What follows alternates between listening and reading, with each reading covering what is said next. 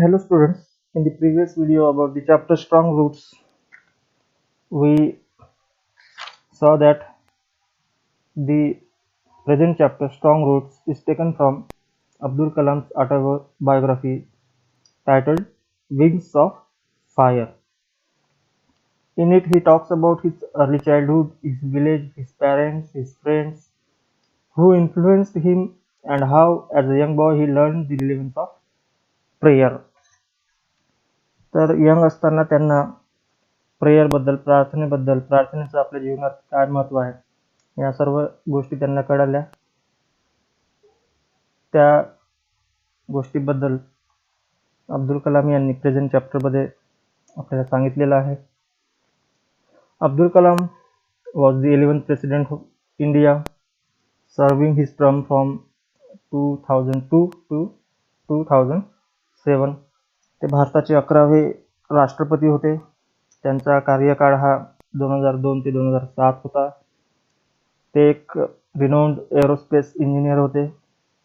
He was also known as people's president and missile man of India. So let's start our chapter from where we left. When we have completed the chapter up to here, means 4 to 5 paragraphs. Now let's move towards the remaining part of chapter. When my father came out of the mosque after the prayers, people of different religions would be sitting outside waiting for him. Many of them offered bowls of water to my father, who would dip his fingertips in them and say prayer.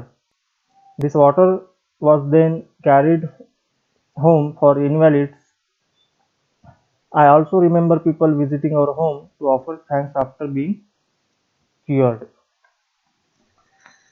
तर अब्दुल कलाम सांगतात की जेव्हा त्यांचे वडील मॉस्कमध्ये, मस्जिदमध्ये प्रार्थना करायला जायचे, तर तेव्हा भरपूरशी लोक, वेगळ्या वेगळ्या धर्माची लोक ही त्या मस्जिदच्या बाहेर बसली असायची, त्यांची वाट बघत बसली असायची. आणि ते अब्दुल कलाम यांचे वडील जेव्हा बाहेर यायचे, तर तेव्हा ती लोक जी सोबत एखाद्या बॉलमध्ये किंवा ग्लासमध्ये पाणी घेऊन आले आहेत ते त्यांच्यासमोर प्रेझेंट करायचे. आणि नंतर अब्दुल कलाम यांचे वडील त्या पाण्यामध्ये त्यांची बोटं बुडवून काहीतरी प्रार्थना म्हणायचे. आणि नंतर ती लोक ते पाणी जे कोणी त्यांच्या घरी बिमार असेल त्यांच्यासाठी घेऊन जायचे. आणि समोर अब्दुल कलाम हे पण सांगतात की मला आठवते की ती लोक जे पाणी घेऊन गेली होती घरच्यांसाठी, बिमार व्यक्तींसाठी, जेव्हा ती बिमार व्यक्ती दुरुस्त व्हायची, ती लोक अब्दुल कलाम यांच्या वडिलांकडे थँक्स म्हणायसाठी, त्यांना धन्यवाद करायसाठी यायची. My father always smiled and asked them to thank Allah, the benevolent and merciful. तर जेव्हा केव्हा ती लोक त्यांच्या वडिलांकडे त्यांना धन्यवाद द्यायला यायची, तर तेव्हा अब्दुल कलाम यांचे वडील एक स्मित हास्य करायचे आणि त्यांना म्हणायचे की मला धन्यवाद न देता अल्लाह, देवाला धन्यवाद द्या. द बेनेवॉलंट अँड मर्सीफुल, उदार आणि दयाळू. तर या प्रकारे तुम्ही मला धन्यवाद न देता अल्लाहला धन्यवाद द्या. The high priest of Rameshwaram temple, Pakshi Lakshman Shastri. So there is a temple in Rameshwaram, Shiva temple, and the priest of that temple was Pakshi Lakshman Shastri, was a close friend of my father's. तर तिथे जे एक शिव मंदिर आहे, तिथले जे मोठे पुजारी आहेत त्यांचं नाव आहे पक्षी लक्ष्मण शास्त्री. तर ते अब्दुल कलाम यांच्या वडिलांचे जवळचे मित्र होते. One of the most vivid memories of my early childhood is of the two men, each in his traditional attire discussing spiritual matters. तर अब्दुल कलाम समोर सांगतात की त्या दोघांच्या ज्या आठवणी आहेत त्या आजही माझ्या डोक्यात आहेत. तर ते दोघेही आपल्या ट्रेडिशनल अटायरमध्ये असायचे, म्हणजे त्यांच्या पारंपरिक वेशभूषेमध्ये असायचे आणि नेहमीच ते दोघं आध्यात्मिक गोष्टींबद्दल चर्चा करायचे. When I was old enough to ask question, I asked my father about the relevance of prayer. समोर अब्दुल कलाम म्हणतात की जेव्हा मला गोष्टीची समज यायला लागली तेव्हा मी माझ्या वडिलांना या प्रार्थनेच्या रिलेव्हन्सबद्दल महत्त्वाबद्दल माझ्या वडिलांना विचारलं. My father told me there was nothing mysterious about the prayer. Rather, prayer made possible a communion of spirit between people. When you pray, he said, you transcend your body and become a part of the cosmos, which knows no division of wealth, age, caste or creed. तर जेव्हा अब्दुल कलाम यांनी त्यांच्या वडिलांना प्रार्थनेच्या महत्त्वाबद्दल विचारलं तर ते त्यांना सांगतात की प्रार्थनेमध्ये असं काही रहस्यमय काही नसते आणि जेव्हा केव्हा आपण प्रार्थना करतो तर आपण या कॉस्मॉस म्हणजे ब्रह्मांडाचा एक भाग बनतो आणि जिथे कोणत्याही प्रकारचं डिव्हिजन नसते. वेल्थनुसार, एजनुसार, कास्ट, क्रीडनुसार कोणतंही डिव्हिजन नसते. तर तिथे जो कोणी प्रार्थना करतो तो या कॉस्मॉसचा ब्रह्मांडाचा भाग बनतो आणि इथे सर्व समान असतात. तिथे कोणी श्रीमंत आहे, गरीब आहे यानुसार भेदभाव होत नाही, ना की वयानुसार, जातीनुसार, पंथानुसार असा कोणताही तिथे भेदभाव नसतो. तर या ब्रह्मांडात प्रार्थना करणारे देवासाठी सगळे सारखेच असतात. My father could convey complex spiritual concepts in very simple down to earth Tamil. तर त्यांचे वडील, अब्दुल कलाम यांचे वडील जटिल आध्यात्मिक कन्सेप्ट ज्या आहेत त्या सरळ साध्या तामिळ भाषेमध्ये लोकांना समजून सांगू शकत होते.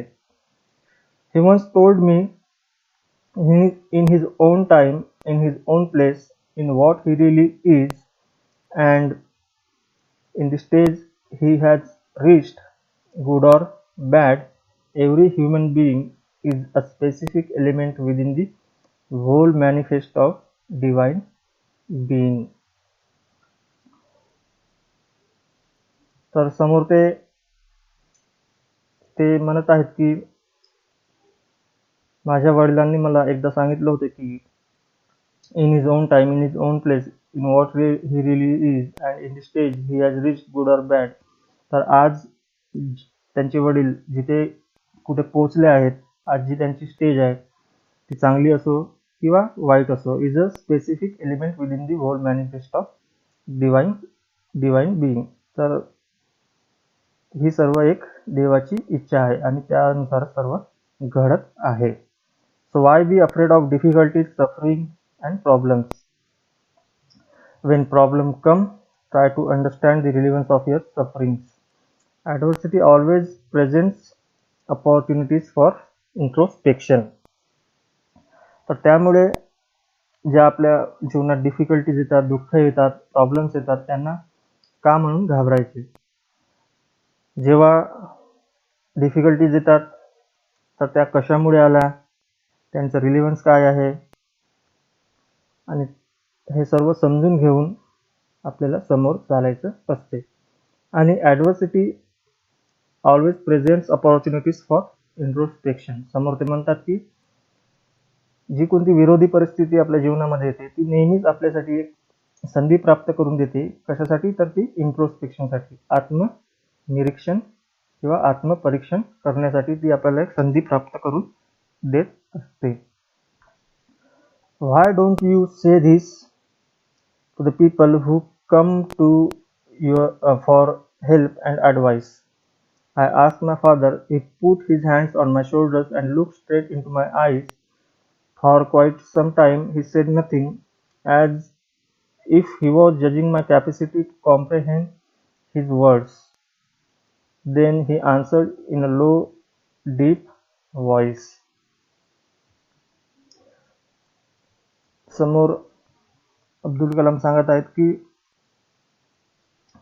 तुम्हाला हे सर्व माहीत आहे, एवढं तुमचं नॉलेज आहे, तर तुम्ही हे जे लोक तुमच्याकडे मदत मागायला येतात त्यांना तुम्ही का सांगत नाही? तर अशा प्रकारे अब्दुल कलाम यांनी त्यांच्या वडिलांना प्रश्न विचारला. तर अब्दुल कलाम यांच्या वडिलांनी त्यांचा हात अब्दुल कलाम यांच्या खांद्यावर ठेवला आणि सरळ त्यांच्या डोळ्यात बघायला लागले. काही वेळ ते असंच करत राहिले, काही न बोलता. तेव्हा अब्दुल कलाम यांना वाटलं की he was judging my capacity to comprehend his words. तर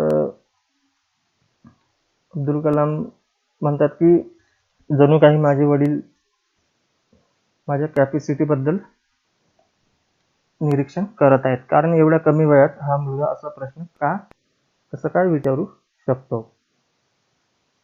His answer filled me with a strange energy and enthusiasm. Whenever human beings find themselves alone, as a natural reaction, they start looking for a company. Whenever they are in trouble, they look for someone to help them. Whenever they reach an impasse, they look for someone to show them the way out. Every recurrent anguish, longing. तर अब्दुल कलाम म्हणत आहेत की त्यांच्या वडिलांनी त्यांना जे उत्तर दिले त्यामुळे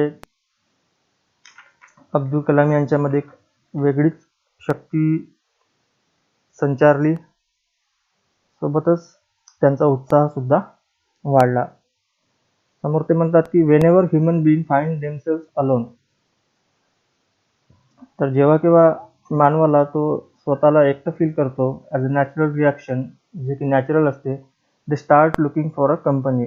तर तेव्हा त्यांना कंपनीची आवश्यकता असते, त्यांना कुणाच्या ना कुणाच्या साथीची आवश्यकता असते. Whenever they are in trouble they look for someone to help them. तर जेव्हा केव्हा ते अडचणीत असतात तेव्हा त्यांना वाटते की कोणीतरी येऊन त्यांची मदत केली पाहिजे. Whenever they reach impasse, they look for someone to show them the way out. जेव्हा केव्हा ते आपला रस्ता भटकतात तेव्हा त्यांना वाटते की कुणीतरी येऊन त्यांना मार्ग दाखविला पाहिजे. For the people who come to me in distress, I am but a go-between in their effort to propitiate demonic forces with prayers and offerings. तर जेव्हा केव्हा लोक त्यांचे डिफिकल्टीज घेऊन अब्दुल कलाम यांच्या वडिलांकडे येतात, तर ते म्हणतात की मी म्हणजे अब्दुल कलाम यांचे वडील, तर मी एक फक्त गो बिटवीन आहे त्यांच्यामध्ये, देवांच्या गॉडच्या आणि त्या माणसं जे त्यांच्याकडे आले आहेत त्यांचा मी फक्त दुवा आहे आणि मी त्यांच्या चांगल्यासाठी देवाकडे फक्त एक प्रार्थना करत असतो. This is not correct approach at all and should never be followed. One must understand the difference between fear-ridden vision of destiny and the vision that enables us to seek the enemy of fulfillment within others. समोर ते म्हणतात की या सर्व गोष्टी आपल्या जीवनात येत असतात, परंतु प्रत्येकाने आपलं आत्मनिरीक्षण करून जो कठीण काळ येत असतो, काही जीवनात डिफिकल्टीज येत असतात, त्या सोडवण्याचा प्रयत्न केला पाहिजे.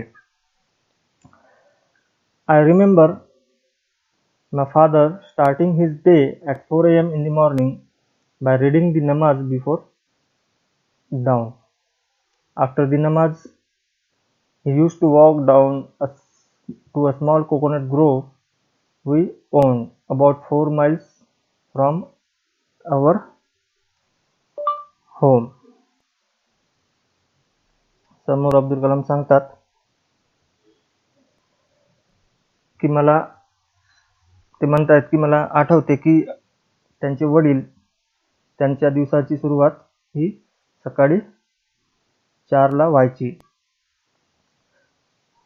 तर सकाळी 4 वाजता उठून ते दिवसाची पहिली नमाज वाचायचे आणि नमाज वाचल्यानंतर नमाज वाचायचे आणि शेवटची नमाज त्यांची बिफोर द डाऊन संध्याकाळच्या आधी असायची. अँड आफ्टर दिस नमाज संध्याकाळच्या नमाज नंतर ते चालत चालत स्मॉल कोकोनट ग्रोव्ह म्हणजे झाडांची एक बाग आहे तिथे चालत चालत जायचे, जी की त्यांच्या घरापासून 4 मैल दूर होती. He would return with about a dozen coconuts tied together thrown over his shoulder, and only then would he have his breakfast.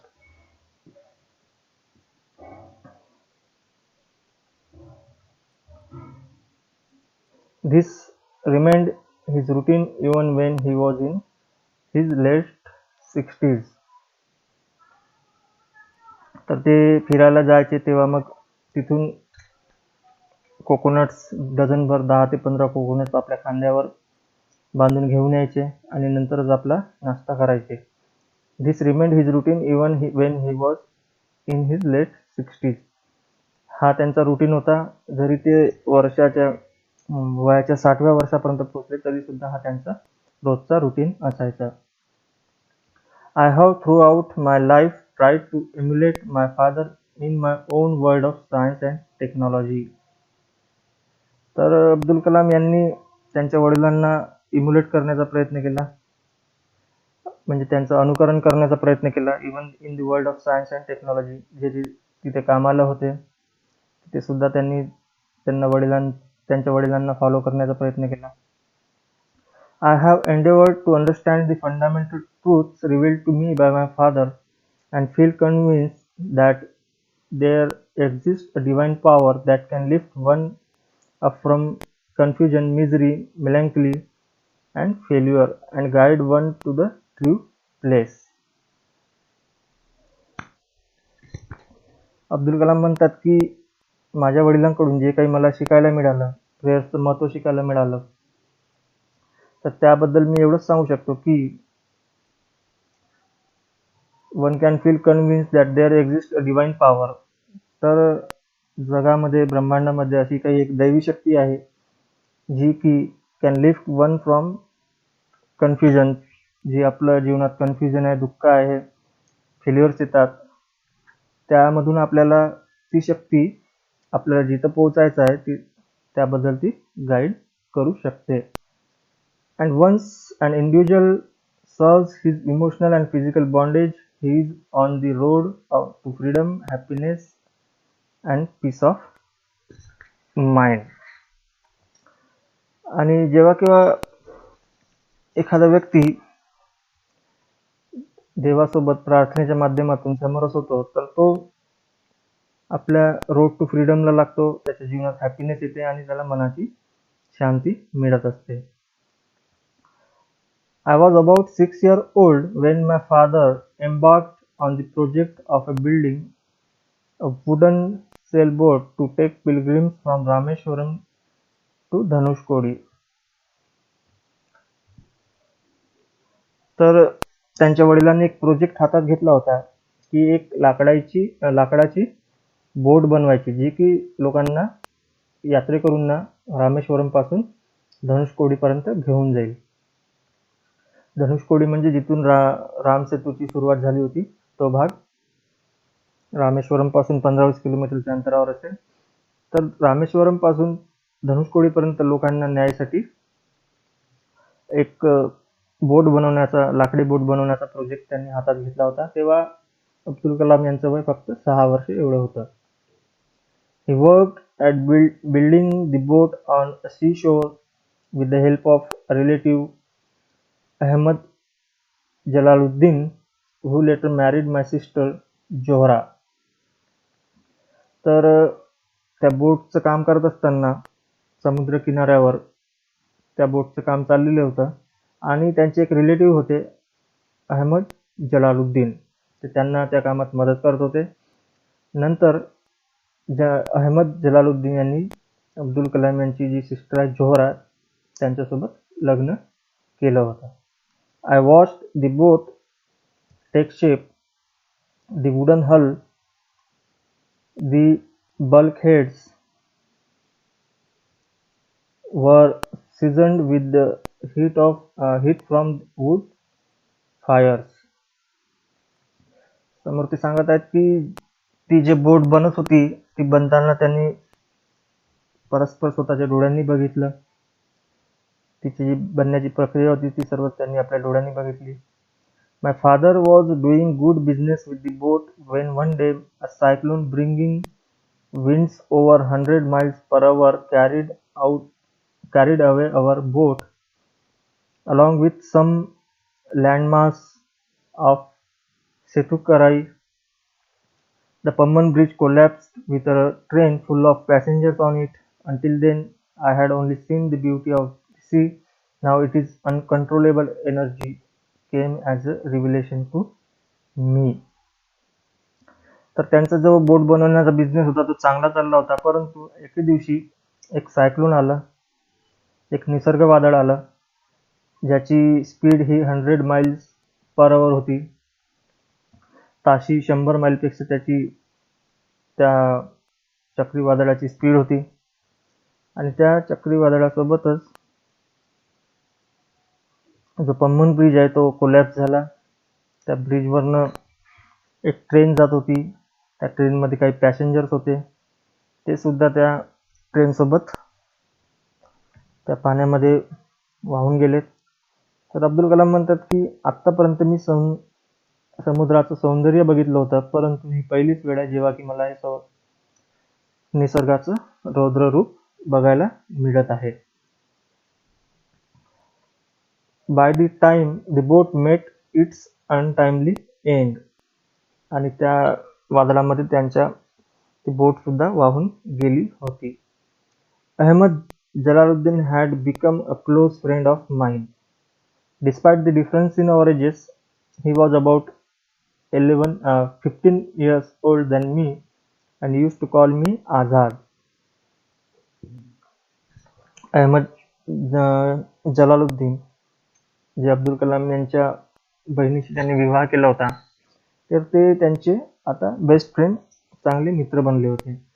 जरी त्यांच्या वयामध्ये खूप डिफरन्स होता, ते अब्दुल कलाम यांच्यापेक्षा 15 वर्षांनी मोठे होते आणि अहमद जलालुद्दीन हे अब्दुल कलाम यांना आझाद या नावाने बोलवायचे. We used to go for a long walks together every evening.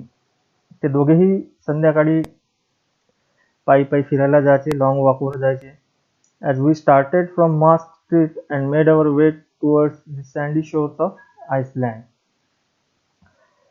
तर ते मस्जिदच्या जवळून सुरू करायचे आणि समुद्र किनाऱ्यापर्यंत चालत चालत जायचे. Jalaluddin and I talk mainly of spiritual matters, आणि त्यांचा बोलण्याचा विषय हा आध्यात्मिक नॉलेज, आध्यात्मिक मॅटर हा असायचा. The atmosphere of Rameswaram with its flocking pilgrims was conducive to such discussion. Our first halt would be at the imposing temple of Lord Shiva. तर ते ॲटमॉस्फिअर बद्दल बोलतात. रामेश्वरमच्या तिथे नेहमीच यात्रेकरूंची गर्दी असायची आणि त्यांच्यासाठी हा डिस्कशनचा विषय असायचा. आणि तेव्हा जेव्हा ते चालत जायचे तर त्यांचा पहिला स्टॉप हा शिव मंदिर जे आहे रामेश्वरममध्ये तिथे असायचा. Circling around the temple with the same reverence as any pilgrim from distance part of country, we felt a flow of energy pass through us. तर जेव्हा ते मंदिराच्या जवळ थांबायचे तिथे पिलग्रिम्स, यात्रेकरूंची गर्दी असायची, जे की देशाच्या इतरत्र भागातून आलेले असायचे. तर तिथे त्यांना एनर्जी फील व्हायची. Jalaluddin would talk about God as if he had a working partnership with him. तर जलालुद्दीन देवाबद्दल असे बोलायचे की अशा पद्धतीने बोलायचे की जसं काही त्यांची देवासोबत पार्टनरशिप आहे. He would present all his doubts to God as he were standing nearby to dispose of them. तर ते जलालुद्दीन जे आहेत ते आपले डॉक्स देवासमोर असे मांडायचे की जणू काही देव त्यांच्या बाजूलाच उभा आहे आणि ते तुरंत त्यांचं डाऊट्सचं त्यांच्या शंकेचं समाधान करणार. I would stare at Jalaluddin and then look towards the large group of pilgrims around the temple, taking holy dips in the sea, performing rituals, reciting prayers with a sense of respect towards the same unknown whom we treat as the formless Almighty.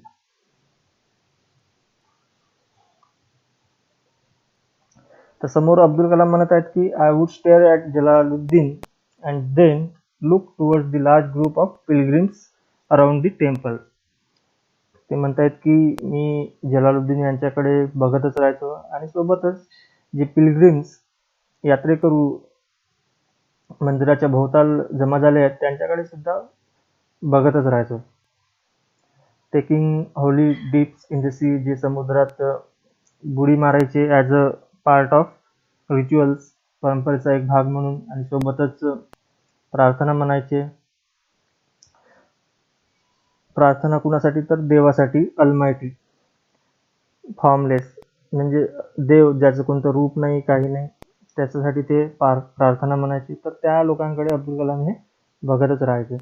I never doubted that the prayers in a temple reached the same destination as the ones offered in mosques. तर त्यांना वाटायचे की ज्या मॉस्कमधल्या prayer होतात आणि सोबतच मंदिरातल्या prayer होतात त्यांना वाटायचे की यांचं डेस्टिनेशन एकच आहे, त्या देवाकडेच पोहोचतात, जरी ती मस्जिदमधली प्रार्थना असो की मंदिरातली प्रार्थना असो.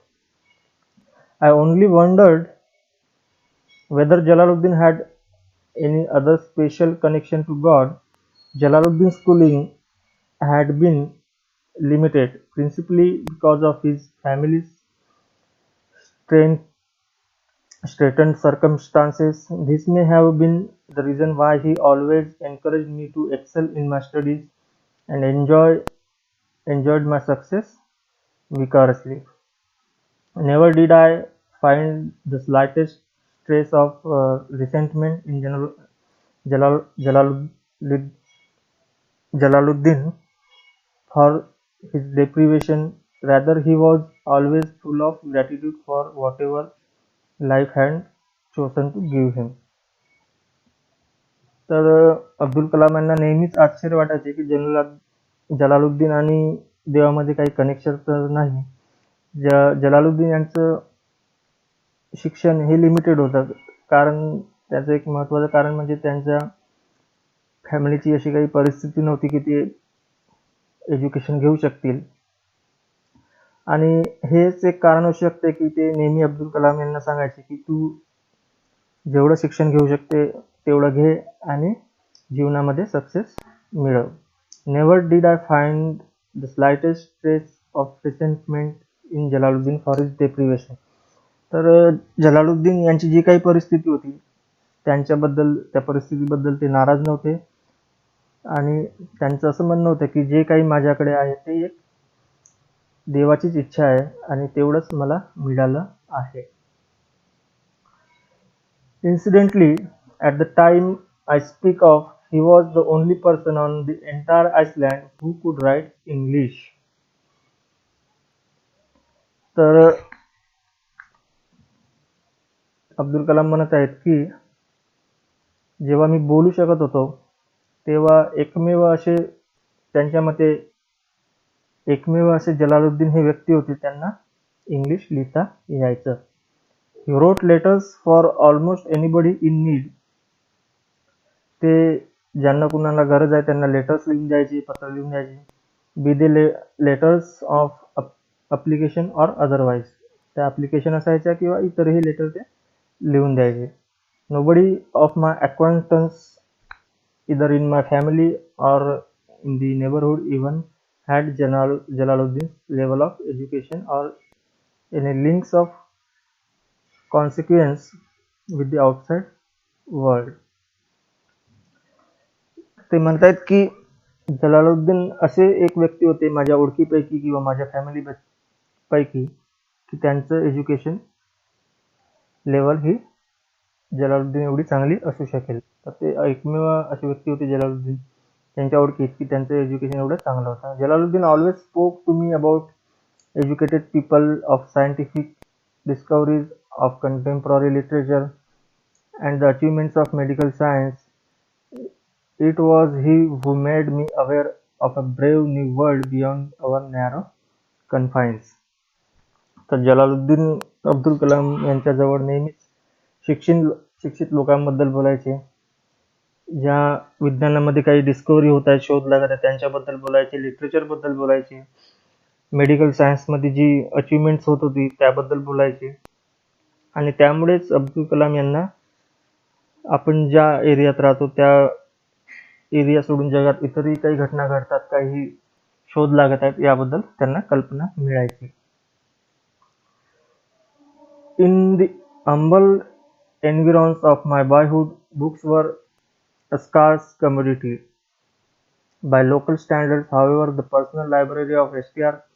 Manikam, a former revolutionary or militant nationalist, was seizable. He encouraged me to read all I could, and I often visited his home to borrow books. Another person who greatly influenced by my boyhood was my first cousin, Samshuddin. तर त्या काळात त्यांना books वगैरे घ्यायला खूप पैसे लागायचे, तर जवळच एक लायब्ररी होती, STR लायब्ररी. तर तिथे ते नेहमीच बुक आणायला जायचे, तिथून बुक ते बॉरो करायचे आणि ते वाचायचे. तर आणखी काय व्यक्तीबद्दल ते बोलत आहेत ज्यांनी त्यांची लाईफला इन्फ्लुएन्स केलं होतं, तर ते आहे त्यांचे भाऊ Shamsuddin. He was the sole distributor of for newspaper in Rameswaram. तर शमसुद्दीन हे एकमेव न्यूजपेपर डिस्ट्रीब्युटर होते रामेश्वरम मधले. The newspaper would arrive at Rameswaram station by the morning train from Pamban. Newspaper हे रामेश्वरम मध्ये सकाळीच यायचे पंबन ब्रिजवरनं ट्रेनमधनं. Shamsuddin's newspaper agency was one-man organization entering to the reading demands of 1,000-strong literate population of Rameshwaram town. तर शमसुद्दीन यांची जी न्यूजपेपर एजन्सी होती ती ते एकटेच चालवायचे आणि जवळपास त्या काळामध्ये हजारो कशी लोक होती, शिक्षित लोक होती जी पेपर वाचायची, त्यापर्यंत ते newspaper पोहोचवायचे. These newspapers were mainly brought to keep abreast of current developments in the national independence movement, for astrological reference, or to check the bulletin rates prevailing in Madras. तर त्या न्यूजपेपरमुळे जगात ज्या घडामोडी चालत आहेत त्याबद्दल लोकांना माहिती मिळायची. A few readers with more cosmopolitan outlook would discuss Hitler, Mahatma Gandhi, Jinnah. Almost all would finally flow into the mighty political current of Periyar, E.V. Ramaswamy movement against high caste Hindus. Dinamani was the most sought after newspaper. Since reading the printed matter was beyond my capacity, I had to satisfy myself with glancing at the news pictures in the newspaper before Shamsuddin delivered them to his customers. तर जी literate लोक होती paper वाचायची, वाचल्यानंतर ते जे काही matter छापून आलाय जसं हिटलर बद्दल, महात्मा गांधी, जिन्ना बद्दल ज्या काही गोष्टी यायच्या त्यानंतर डिस्कस करायचे. तर अब्दुल कलाम यांना त्या वयामध्ये पेपर वाचणं हे कठीण जायचं, त्यामुळे ते काय करायचे, पेपर न वाचता जे डिस्ट्रीब्यूट व्हायच्या आधी त्यामधली जी चित्र आहेत पिक्चर्स आहेत ते बघून घ्यायचे. The Second World War broke out in 1939 when I was 8 years old.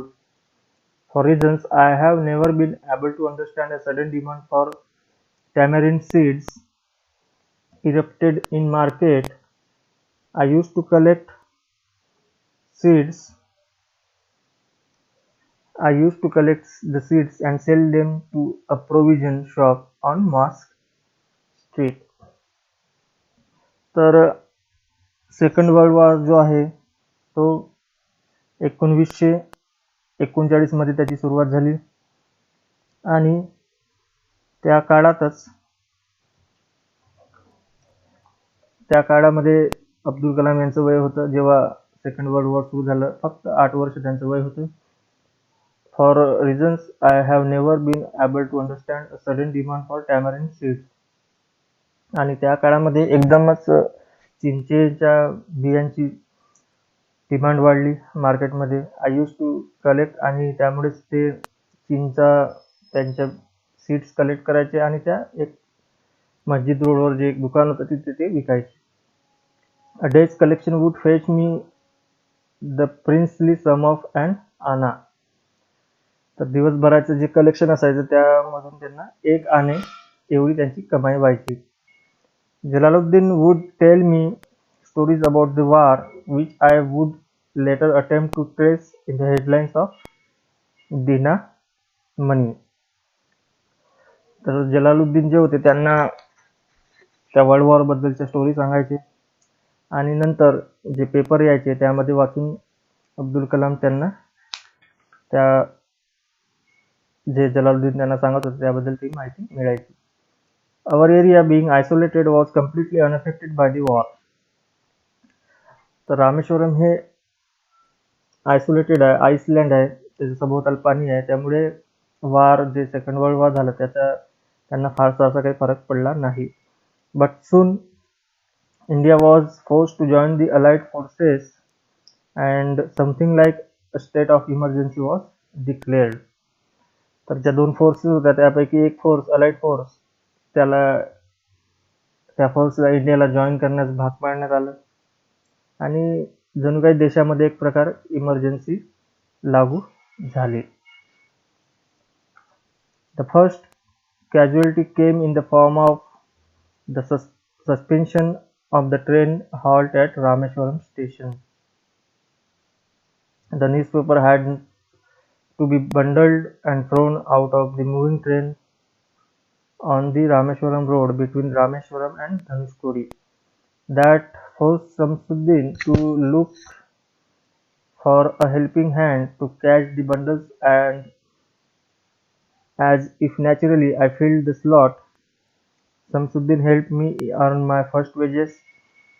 Half a century later, I can still feel the surge of my pride in earning my own money for the first time.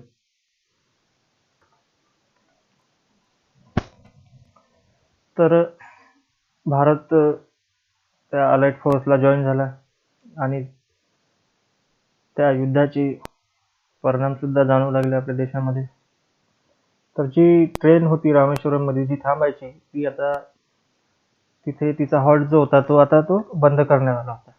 आणि जी newspaper यायची ट्रेनमधनं तर ती train थांबत नसल्यामुळे ते ट्रेनमधनं फेकून देण्यात येत होती. आणि त्यामुळेच समसुद्दीन जे डीलर होते न्यूजपेपर्सचे त्यांना एक माणसाची गरज पडत होती ते पेपर तिथून कलेक्ट करण्यासाठी. And if naturally I filled this slot. Abdul Kalam म्हणतात की नॅचरली म्हणजे मी स्वतःहून त्यांच्या मदतीसाठी समोर गेलो. समसुद्दीन हेल्प मी अर्न माय फर्स्ट वेजेस. आणि समसुद्दीन यांच्या थ्रू माझ्या जीवनातली माझी पहिली कमाई झाली असं अब्दुल कलाम सांगतात. Half a century later I can still feel the surge of my pride in earning my own money for the first time. आणि 50 वर्षानंतर सुद्धा मला ती माझी पहिली कमाई आठवते असं अब्दुल कलाम सांगतात. Every child is born with some inherited characteristics into a specific socio-economic and emotional environment and trained in certain ways by figures of authority. Abdul Kalam म्हणतात की प्रत्येक मुलगा मुलगी प्रत्येक चाइल्ड हा काही ना काही उपजतच कॅरेक्टरिस्टिक्स घेऊन जन्माला येत असतो आणि त्याचं जे लहानपणापासून वाढ होत असते, ज्या एन्व्हायरमेंटमध्ये वाढ होत असते आजूबाजूच्या गोष्टींमुळे त्याची एक जडणघडण होत असते. I inherited honesty and self discipline from my father. तर ऑनेस्टी आणि सेल्फ डिसिप्लिन हे त्यांना त्यांच्या वडिलांकडून मिळालं होतं. From my mother I inherited faith in goodness and deep kindness and so did my 3 brothers and sisters. तर त्यांच्या आईकडून त्यांना चांगुलपणा, काइंडनेस या सर्व गोष्टी शिकायला मिळाल्या. त्यांच्यासोबतच त्यांचे 3 भाऊ बहीण होते, त्यांना सुद्धा या गोष्टी त्यांच्या आईकडून शिकायला मिळाल्या. But it was the time I spent with Jalaluddin and Samsuddin that perhaps contributed most to the uniqueness of my childhood and made all the difference in my later life. सोबतच जो अब्दुल कलाम यांनी जलालुद्दीन तसेच समसुद्दीन यांच्यासोबत जो वेळ घालवला आणि त्यांच्याकडून त्यांच्या चाइल्डहुडमध्ये त्यांना जे काही शिकायला मिळालं ते त्यांच्या नंतरच्या लाईफमध्ये त्यांना खूप कामात आलं. The unschooled wisdom of Jalaluddin and Samsuddin was so intuitive and responsive to non-verbal messages that I can unhesitatingly attribute my subsequently manifested creativity to their company in my childhood. तर जलालुद्दीन आणि समसुद्दीन जे होते त्यांचं असं काही फॉर्मल एज्युकेशन नव्हतं झालं, परंतु कमी शिक्षणात सुद्धा त्यांनी जे काही अब्दुल कलाम यांना त्यांच्याकडून शिकायला मिळालं तर ते त्यांच्या नंतरच्या लाईफमध्ये त्यांना खूप कामात आलं अब्दुल कलाम यांना. आणि